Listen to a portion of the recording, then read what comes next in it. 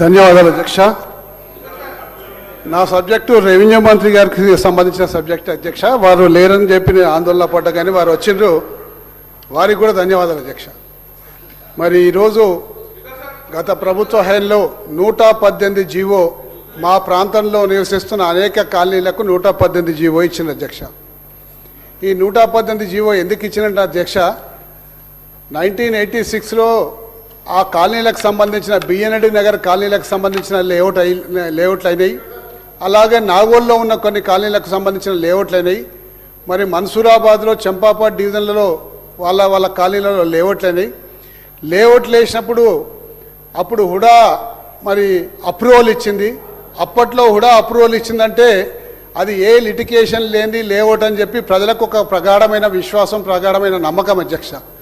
ఆ నమ్మకంతో చాలామంది పైసా కూడబెట్టుకొని పైసా జమ చేసుకొని, కొంతమందికి ఆ పైసలు సరిపోకుంటే భార్య ఒంటి మీద ఉన్న నగలు తాకట్టు పెట్టుకొనో, లేకపోతే ఊర్లో ఒక ఎకరమో పొలం గిల్ట ఉంటే ఆ పొలం అమ్ముకొని హైదరాబాద్లో ఒక ప్లాట్ కనుక్కున్నారు అధ్యక్ష. ఆ ప్లాట్ కొనుక్కున్నాక మరి ప్రభుత్వమే ఆ రోజు అక్కడ ఉన్న మున్సిపాలిటీ పర్మిషన్ ఇచ్చింది అధ్యక్ష. మున్సిపాలిటీ పర్మిషన్ ఇచ్చినాక స్లోగా కాలనీలన్నీ కూడా విస్తరించడం మొదలుపెట్టినారు. ఇంకా మరి ఆ మున్సిపాలిటీకి సంబంధించిన అధికారులే అక్కడ మంచినీళ్ళ సదుపాయం కల్పించారు, మరి రోడ్ల సదుపాయం కల్పించారు, మరి వీధి దీపాల సదుపాయం కల్పించారు. అన్ని సివిక్ కమ్యూనిటీస్ కూడా ఆయా మున్సిపాలిటీలే కల్పించినాయి అధ్యక్ష. అకస్మాత్తుగా అధ్యక్ష 97లో ఈ సంబంధించిన లేఅవుట్లకు ఓఆర్సీ ఇవ్వలేదని చెప్పేసేసి అప్పటి జాయింట్ కలెక్టరు ఒక నోటు రాసి పెట్టి కలెక్టర్ ఆఫీస్లో వదిలిపెట్టడం జరిగింది అధ్యక్ష. ఆ కలెక్టర్ ఆఫీస్లో వదిలిపెడితే 97లో ఓఆర్సీ ఇవ్వలేదని చెప్పి రాస్తే మరి 98లో ప్రజలకు తెలియజేసి, అయ్యా ఇంట్లో ఓఆర్సీ ఇవ్వలేదు, మీ టైటిల్ క్యాన్సిల్ అవుతుంది, ఇక్కడ కొనకండి, ఇక్కడ ఇల్లు కట్టకండి, ఏది చేసినా చట్ట విరుద్ధం అవుతుందని చెప్పేసి ప్రభుత్వం నుంచి ఒక సూచన కూడా ప్రజలకు అందలే అధ్యక్ష. వాళ్ళకు అందకుండా అమాయకులు వాళ్ళందరూ కొనుక్కుంటూ పోయినరు, నగరం విస్తరించింది. 2008లో అకస్మాత్తుగా వాళ్ళకు పర్మిషన్స్ నిలిపేసేసిండ్రు. మరి ఎటువంటి కట్టుకోవద్దని చెప్పేసి ఆపేయడం వల్ల తీవ్రమైన ఇబ్బంది పడుతున్న తరుణంలో అప్పటికి 20 సంవత్సరాల నుంచి వాళ్ళు పోరాడుతున్నారు. కాబట్టి ఆ పోరాటం దృష్టికి గత ప్రభుత్వం దృష్టికి తీసుకపోతే క్షుణ్ణంగా పరిశీలించి ఇది అధికారుల తప్పిదనము, అధికారులు చేసిన పొరపాటు కాబట్టి ప్రజల్ని శిక్షించకూడదు అన్న ఉద్దేశంతో 118 జీవో అని చెప్పేసి 250 రూపాయలకు వాళ్ళంతా కూడా రెగ్యులరైజ్ చేసుకునే విధంగా వాళ్ళకు ఆర్డర్ ఒక జీవో కాపీ ఇచ్చింది అధ్యక్ష. జీవో కాపీ ఇచ్చినాక చాలామంది 118 జీవోలో అప్లై చేసుకున్నారు. వాళ్ళ అన్నీ కూడా ఇంటింటికి వచ్చి ఎంక్వైరీ చేసిండ్రు. ఎంక్వైరీ చేసినాక అవన్నీ కూడా కలెక్టరు మరి సిసిఎల్ఏ గారి ఆధ్వర్యంలో అధికార బృందం అంతా క్షుణ్ణంగా తనిఖీ చేసిండ్రు. తనిఖీ చేసి వాళ్ళకందరికి కూడా కన్వీనియన్స్ డీడ్ ఇవ్వడం జరిగింది అధ్యక్ష. ఈ కన్వీనియన్స్ డీడ్ ఇచ్చినాక సగం మందికి ఇచ్చిందో లేదో ఎన్నికల కోడ్ వచ్చింది. ఎన్నికల కోడ్ రాగానే కన్వీనియన్స్ డీడ్లు ఆపేసిండ్రు. ఆపేసినాక ప్రభుత్వం మారింది. సరే ఆల్రెడీ జీవో ఇచ్చిండ్రు, సగం మంది తీసుకుండ్రు కాబట్టి ప్రభుత్వం మారితే మాత్రం ఏముంది, మళ్ళీ మాకు కూడా కన్వీనియన్స్ డీడ్లు వస్తాయని చెప్పేసి 2.5 సంవత్సరాల నుంచి మేము తిరగని గడపలేదు, మరి తొక్కని ఆఫీసు లేదు అధ్యక్ష.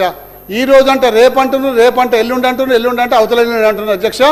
ఈ విధంగా మొదటిసారి కూడా నేను కలెక్టర్ కలిసినప్పుడు కలెక్టర్ గారు ఏమన్నారంటే ప్రభుత్వం మారింది, దాని మీద కేసీఆర్ గారి ఫోటో ఉంది, ఇప్పుడు రేవంత్ రెడ్డి గారి ఫోటో పెడతామంటే పెట్టుకోండి అధ్యక్ష.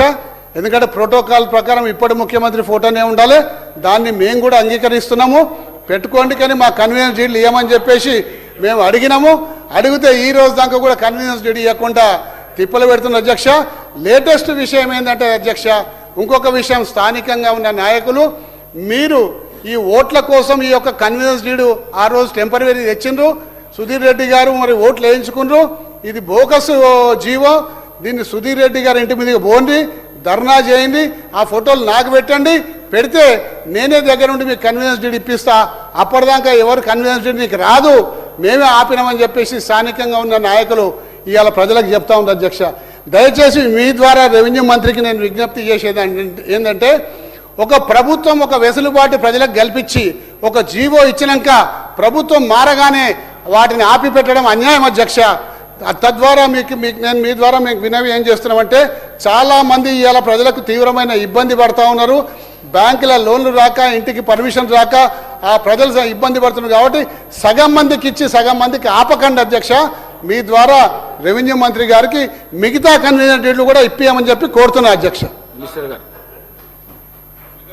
అధ్యక్ష, గౌరవ సభ్యులు సుధీర్ రెడ్డి గారు ఏదైతే 118వ జీవోకు సంబంధించిన అంశాన్ని ఈ సభలో 0 అవర్లో ప్రస్తావించారు.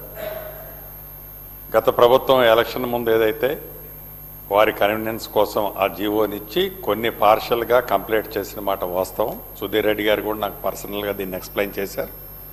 ఆ ప్రభుత్వంలో ఏవైతే 58 కానీ 118 కానీ ఇలా ఇచ్చిన ఒక 4-5 జీవోల మీద రాష్ట్ర ప్రభుత్వం తాత్కాలికంగా హోల్డ్ చేయడం జరిగింది.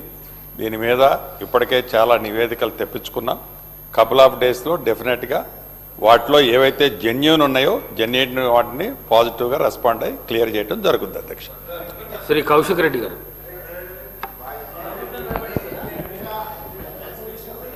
అధ్యక్ష,